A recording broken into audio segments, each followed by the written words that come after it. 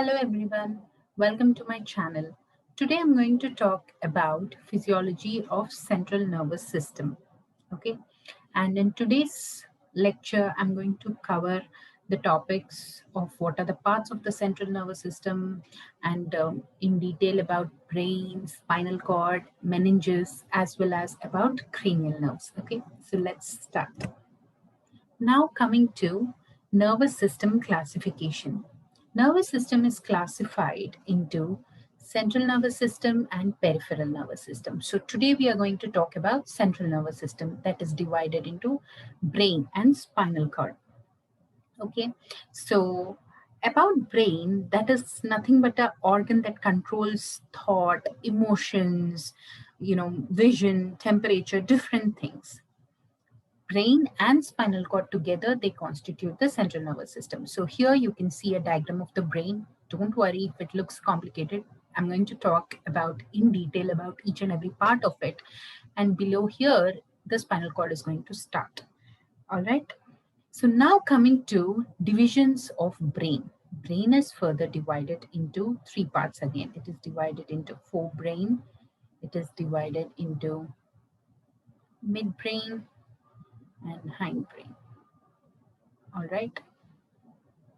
And let me tell you something, each have different functions. And spinal cord is nothing but it acts as a highway. So if you see, let me just draw this is how the spinal cord looks like. Okay.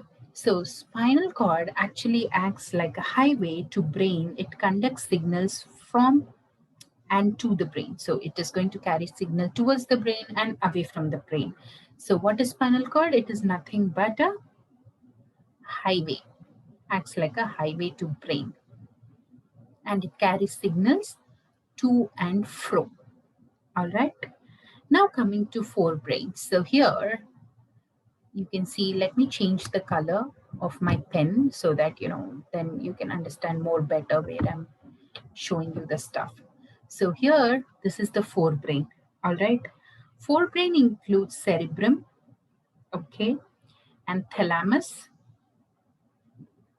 and the hypothalamus. Below the thalamus, there is hypothalamus. So what all does the forebrain has? It constitutes of cerebrum, thalamus, and hypothalamus. All right. Now coming to midbrain. Here is our midbrain, and like you see, midbrain. It's a very small part of the brainstem. Okay. So midbrain is nothing but a small part of brainstem. Okay. Now hindbrain. We have here cerebellum, pons, and medulla oblongata. Okay. So are we clear with central nervous system? Central nervous system contains brain and spinal cord. Brain is further divided into forebrain, midbrain, and hindbrain. All right, forebrain is again divided into cerebrum, thalamus, and hypothalamus. Midbrain is nothing but a small part of the brainstem, and hindbrain consists of cerebellum, pons, and medulla. Okay. Now coming to the peripheral nervous system. Peripheral nervous system is further divided into motor and sensory. Okay. Motor is also efferent in action. Now, what is meant by efferent is away from the CNS. Okay. This is sensory is afferent. It means it goes towards the CNS. All right. So let me, if this is the CNS, it is going towards. Okay. And if this is the CNS, I'm sorry about the way I'm drawing brain and spinal cord, but this is just for understanding, all right? This is how exact brain looks, not like this. So this is away, okay? I'm not able to actually draw with this drawing pad, so that's why I'm not able to draw exactly, but I hope you understand the concept. Motor means efferent in action. It is away from the CNS. Okay, this is away from the CNS, or else just remember away from the CNS, and this is towards the CNS. All right. Now coming to further classifying.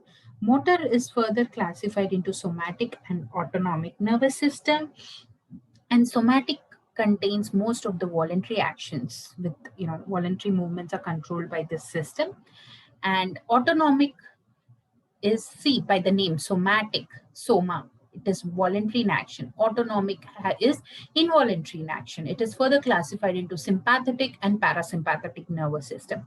Sympathetic is also called as fight or flight. I'll explain about this in detail when I cover ANS, but for now, let me give you a example. Okay, and parasympathetic is rest and digest. So when you're sleeping, you cannot control your heart rate, you cannot control your breathing, right? That is because your body is at rest. That is controlled by parasympathetic division of your nervous system. Now, fight or flight or sympathetic is, suppose you see fire, all right, you run from there, you don't just sit there, right? You're flighting from the you're taking a quick route out of the situation. Or easy example to remember is, if you see a snake, what would you do? Would you just be standing there or would you run? You would run, right? You are going to if it's a small one, you're going to fight with it or you're going to run for your life. That is because of your sympathetic nervous system. Okay, now coming to sensory part of the PNS, peripheral nervous system. All right. It is again further divided into somatic and visceral. Okay. Somatic is further divided into general and specific. And we have visceral, which is also further divided into general and specific. Okay. So somatic general is nothing but it deals with touch, pain, and special deals with vision and how you're balancing your body. That is balance equilibrium. So general are the general functions and specific are the specific functions.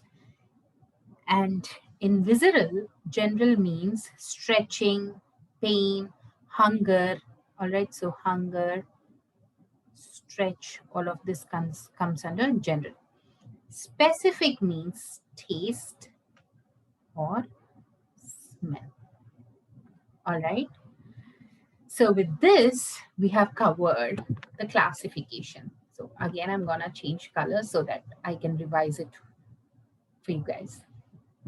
Now, nervous system is first classified into two parts, right? One is central nervous system, next is peripheral nervous system. Central nervous system is further classified into brain and spinal cord. Okay, brain is again classified into forebrain, midbrain, hindbrain. It's easy with the help of the diagram, so have a good look at this. So this is the forebrain, which constitutes of cerebrum, thalamus, and hypothalamus. Now you have midbrain, which is a very small part of the brain stem. Then you have hindbrain, which consists of this fan-like structure, cerebellum, pons, and medulla oblongata. Spinal cord is like a highway to the brain. It carries signals to and away from the brain. Now coming to peripheral nervous system, it is further divided into motor and sensory. Motor stands for efferent, that is away from CNS, and sensory stands for afferent, which means towards the CNS. Motor is further classified into somatic, which deals with voluntary actions, and autonomic. Autonomic is classified into sympathetic nervous system, SNS, and PNS, parasympathetic nervous system. Sympathetic nervous system deals with fight or flight response, whereas parasympathetic with rest or digest. Easy way to remember is imagine a snake and you run for it. That's happening because of adrenaline, which is related to sympathetic nervous system. Parasympathetic nervous system deals with rest and digest actions, like the way how you cannot control your heart rate, your breathing rate, all of it is because of parasympathetic nervous system. Now, sensory is further classified into somatic and visceral, and each is further divided into general and specific. Somatic is divided into general and specific. General means deals with touch, pain. Specific is particularly to balance equilibrium vision. Visceral is further classified into general and specific. In general, you know, irritation may lead to the sensation of hunger. That is also because of the general part of visceral division, and specific means taste and smell. All right. So I hope you have understood clearly about the divisions. Okay. In case you have any questions, you can always leave in the comments, and I'll be more than happy to explain it in detail.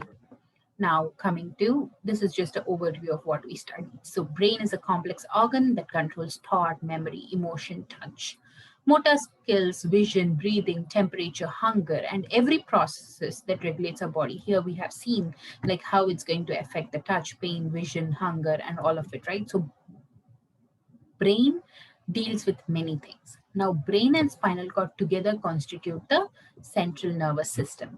Now, what is the brain really made up of? It is only about 3 pounds in an average adult, and brain is 60% fat. Remaining 40% in 100%, 60 is fat and 40 is water, protein, carbohydrates, and salts. Brain itself is not a muscle. It contains blood vessels, nerves, including neurons and glial cells. We'll be talking about each in detail, so do not worry about it. Now, any guesses at what you're looking at? This is meninges. Okay, so we are going to talk about meninges. So what do you think seeing the diagram? Like, you can see the soft structure of the brain over here, and you can see something, little bony hard structure. So that is nothing but above your brain and below the skull, there is meninges, which is a protective layer. So you see, if the brain is so soft, we need a kind of protection, right? So, like, let me use a darker color. Okay, so let me show you. If this is the brain, okay, and this is the skull, all right? So this is the skull and this is the brain. Above the brain and below the skull is where you see meninges. Okay, so let me just write it for you because this is important. Above the brain and below the skull, meninges are seen. Okay, and there are three. Immediately above the brain is the soft structure. Like you see, this is the soft structure, that is pia mater. Then you see arachnoid, and then you see outermost paper bag like consistency stuff, that is dura mater. Okay, so the soft structure is called as pia mater. And let me tell you something. Above the pia mater, you can see arachnoid, right? Above the pia mater and below the arachnoid. So here there are three layers. Now let me just use other color. Okay, so here you can see pia mater, all right, which is the soft structure. Now let me use another color for arachnoid. All right, now this is arachnoid. So above arachnoid, below pia mater. So above the arachnoid and below the below the arachnoid and above the pia mater, here is where CSF flows, cerebrospinal fluid flows. Now let me use another color. You have dura mater. Okay,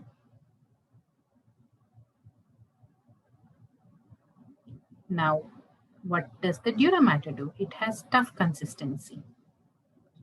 Okay, now we have studied about three layers. Pia mater is soft, then we have arachnoid, then we have dura mater. All right, so these three layers together are called as meninges. If there is inflammation to the meninges, then we know inflammation is like itis, osteitis, meningitis. When we use a name like itis, It means there is inflammation. So inflammation in meninges can lead to meningitis. Okay. Now let me ask you guys, so this is just before I go further. These are the notes for this. You can take a screenshot, or like if you want me to link it, let me know. I will do that with my handwritten notes also. Now, when you cut the brain, you can see like, there are some different things that you notice. But first thing is there is white matter and gray matter. Why do you think there is white and gray? Why do you think so? Like, think about it. Why? So let me tell you something. In neuron, you see there are like, that in brain, there are a lot of neurons communicating with each other, right? So think this is a neuron. Okay. Now, this is a cell body, and this is axon, and this is axon terminal. All right. I know that it looks like this. I just made it easy so that it's easy for understanding. Oh, all right. So just remember that first, there are a lot of neurons in the brain. And what happens is the cell body is the gray matter. All right. And the axons and axon terminals are the white matter. Now, what happens is, why do you think that it's white in color?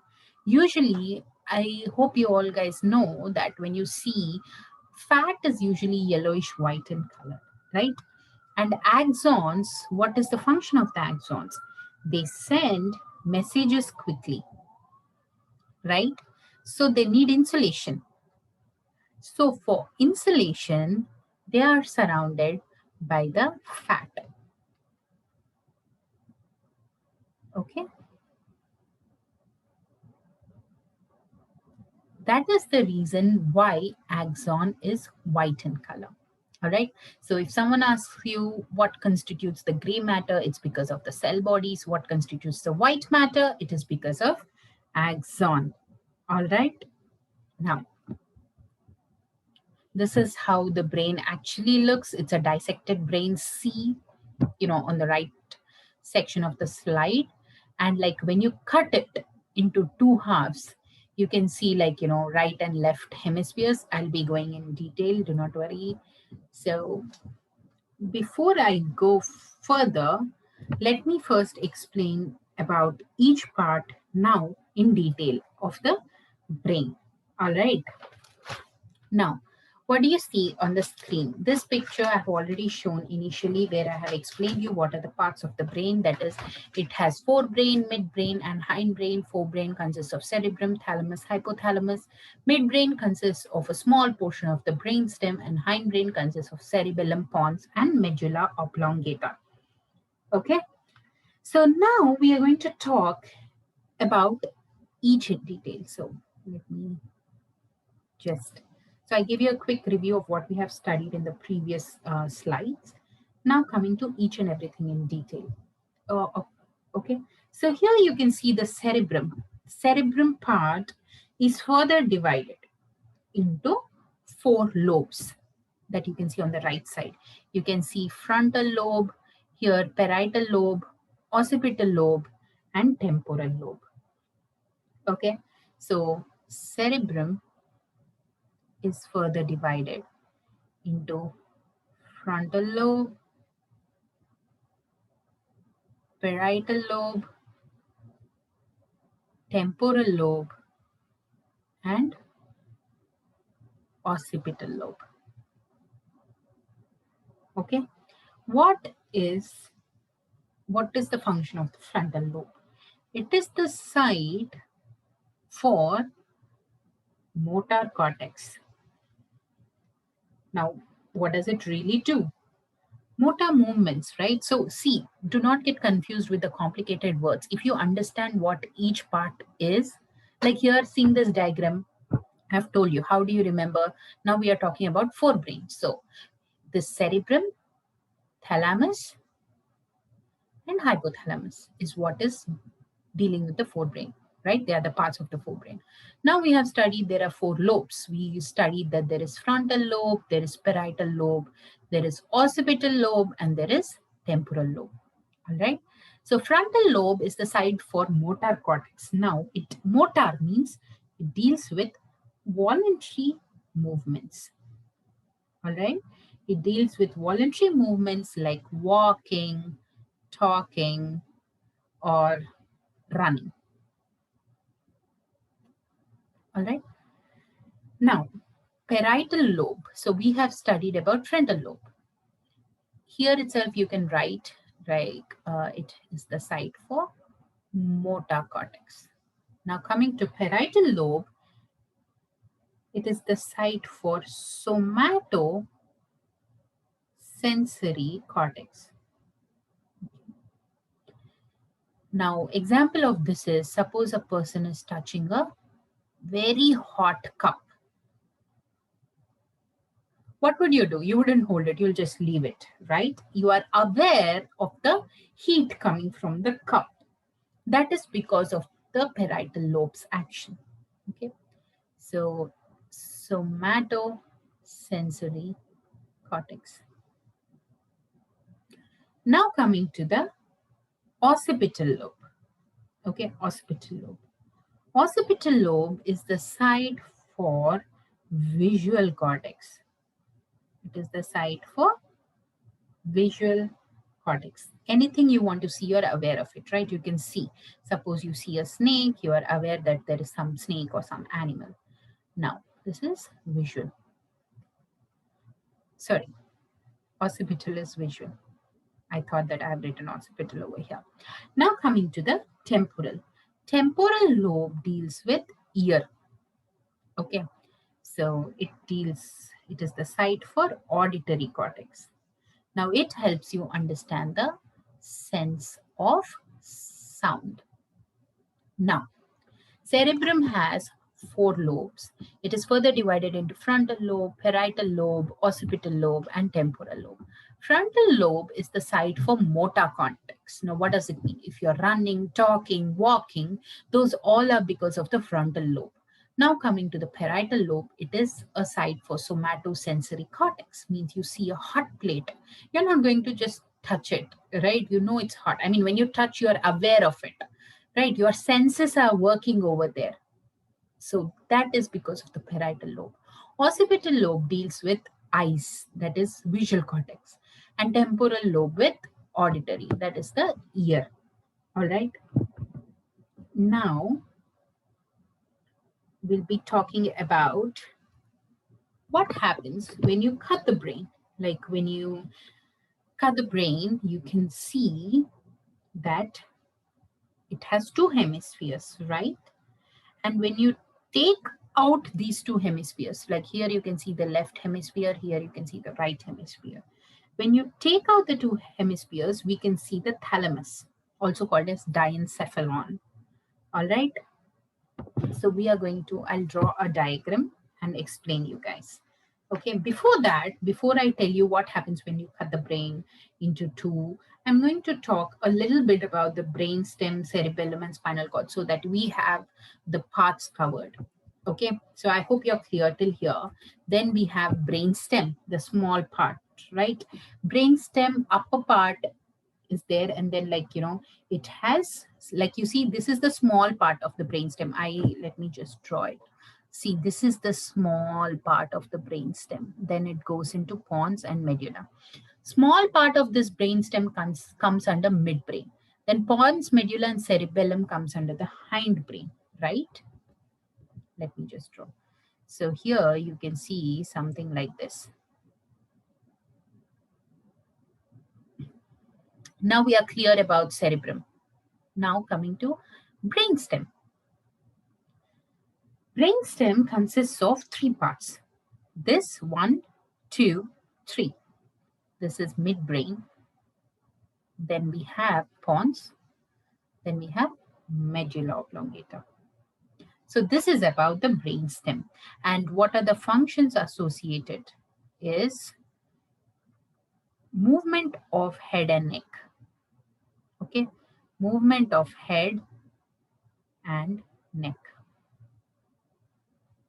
And their cell bodies are located in the brainstem. The movement of head and neck is possible because of the brainstem. And also, respiratory and serious rhythm is also controlled by this.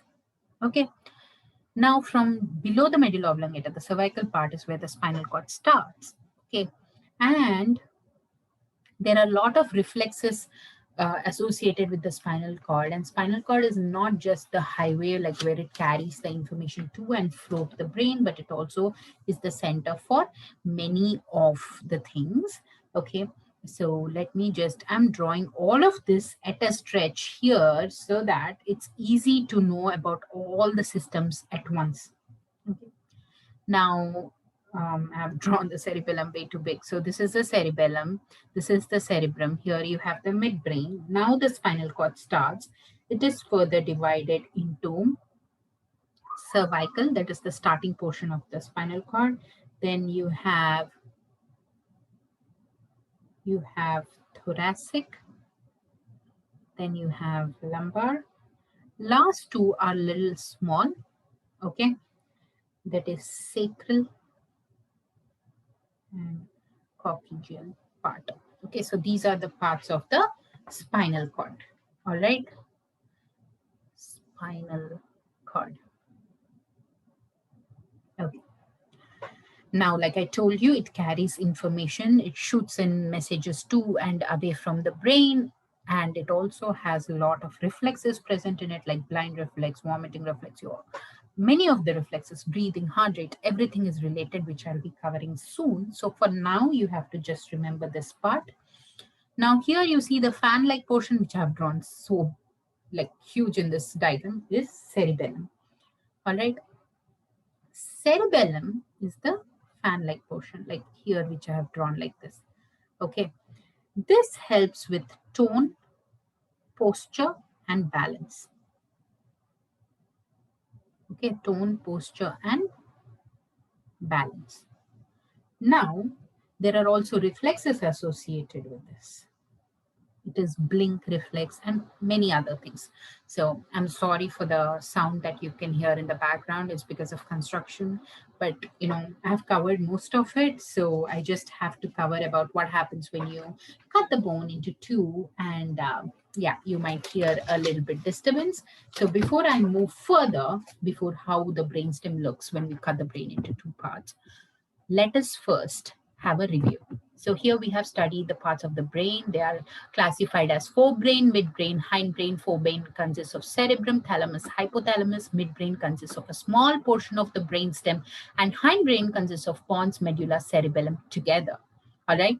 And cerebrum is again has four lobes. It has frontal lobes, parietal lobes, occipital lobes, temporal lobes.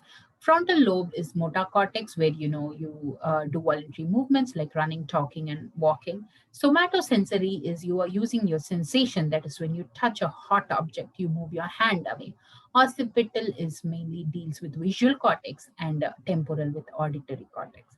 Now, parts of the brainstem are three. That is a small portion which comes under midbrain, pons, and medulla oblongata. That brainstem's function is it deals with mainly the head and neck movement and also some respiratory and CVS rhythm. Now coming to the spinal cord, it's like a highway which sends information to and away from the brain and also has a lot of reflexes associated with it. There is cervical, thoracic, lumbar, sacral, and coccygeal part of it. Now we have the fan-like portion, that is the cerebellum. It is mainly deals with tone, posture, balance. Okay, and it also deals with blink reflex. That is, suppose when you try to, see a pen, like imagine a situation where you're trying to poke something in your eye. Don't do it really. Just try. Automatically both your eyes close. It's not just one eye. Both your eyes are going to blink at a time. That's because of cerebellum. So I would suggest if you remember the examples, then this becomes way too easy.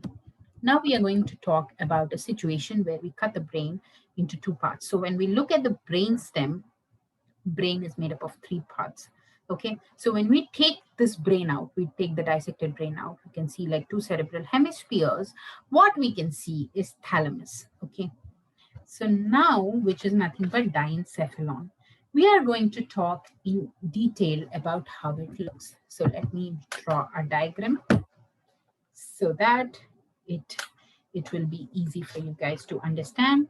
And let me tell you something. I'm going to draw how the diencephalon looks like, and because when you cut the brain, you can see it. Okay, the function of midbrain, pons, and medulla are related to the cranial nerve, so it's important to know about the cranial nerve. So when we look at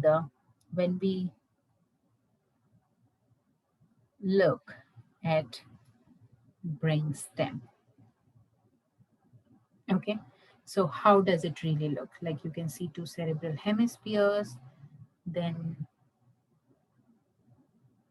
okay, I'm going to take time to draw it because there's something weird happening with the point over here. This is the midbrain. Then you have the pons part,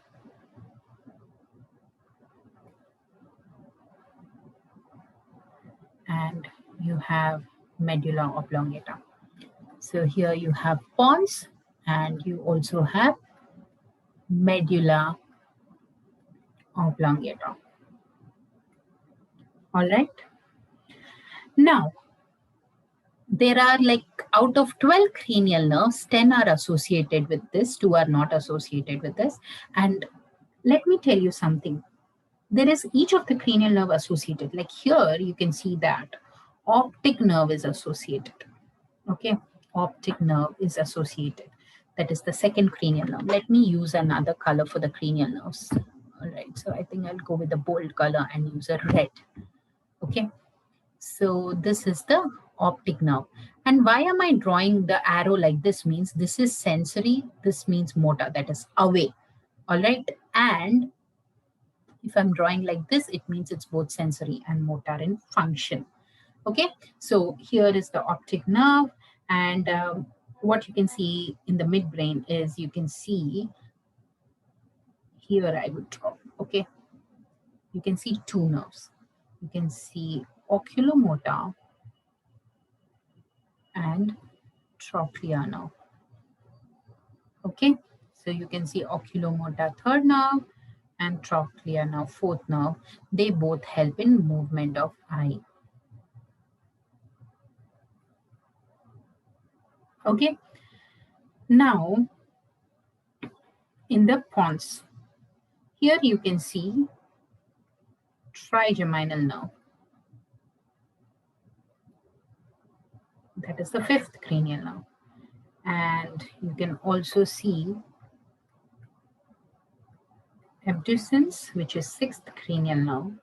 And facial nerve is present at the junction of pons and medulla. So I'm going to draw it a little below. So like here, this is facial nerve. And then you have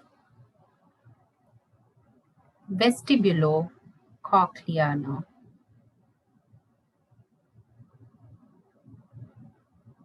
Okay. Now in the medulla oblongata, you can see glossopharyngeal nerve,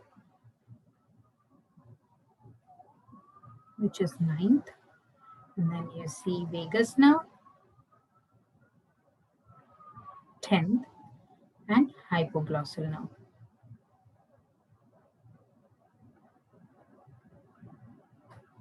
Okay. Now, there are two nerves which we are not included in this. That is olfactory nerve, which is the first cranial nerve, and it is situated above the thalamus. Okay. Now, below there is another nerve, that is cranial nerve 11. Okay. That is associated with shrugging movement. All right. Now, let me ask you guys something. What is meant by shrugging movement? Try to imagine to move your shoulders. Okay, like moving your shoulders up and down. That is what is called as shrugging movement. All right. So I'm sorry, I did not mention the nerve here. This is the accessory nerve. Okay. Now, so here we have studied in clear. Here we have optic nerve, oculomotor nerve, trochlear nerve. Then in the pons, we see trigeminal, abducens, facial, vestibulocochlear nerve, and in medulla oblongata, you see glossopharyngeal, vagal, and hypoglossal nerve. I can give you guys a mnemonic. I'll be making another video on the cranial nerves, how to remember with an easy mnemonic. Okay, it's not so hard how it looks over here.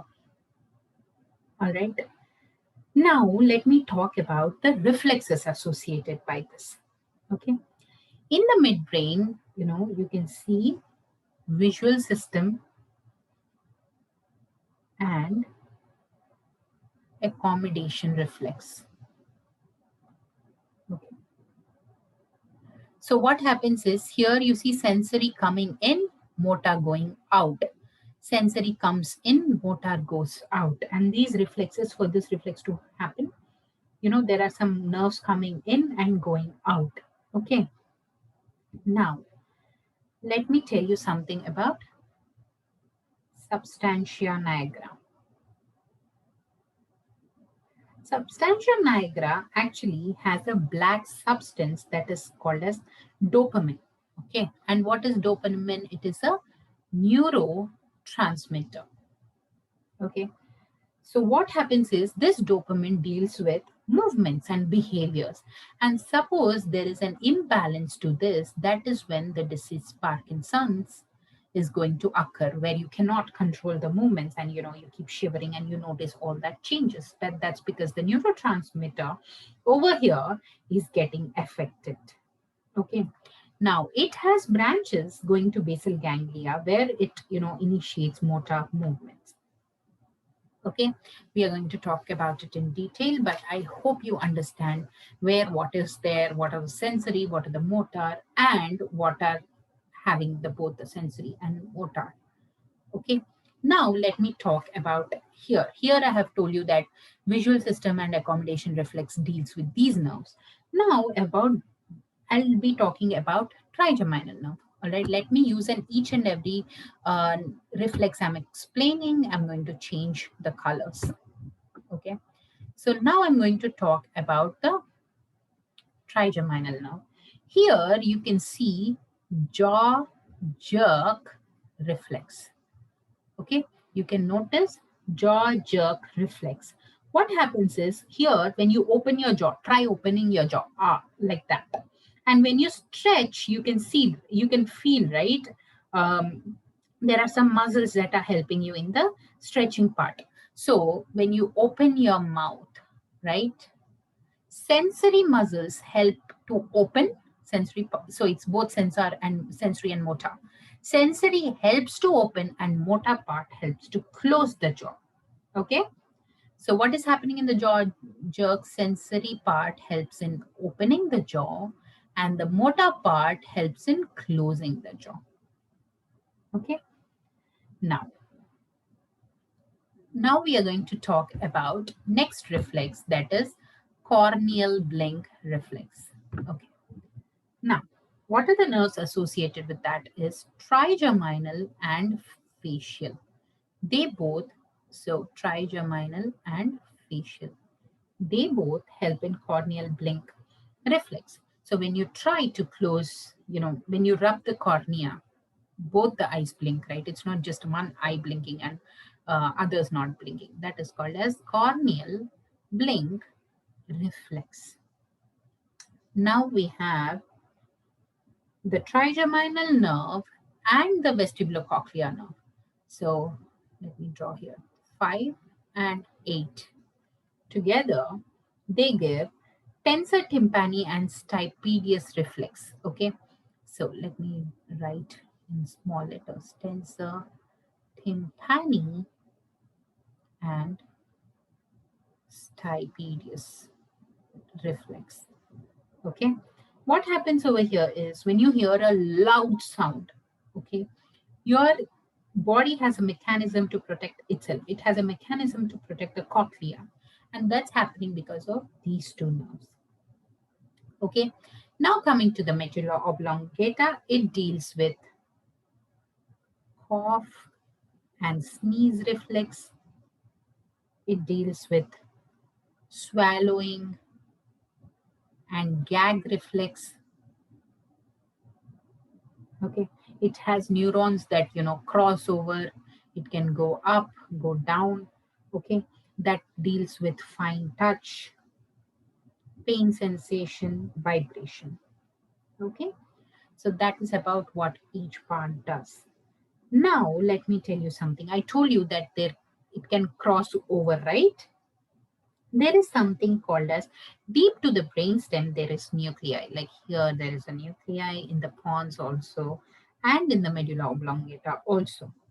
Okay, and these are nothing but nuclei. These nuclei help in reticular formation.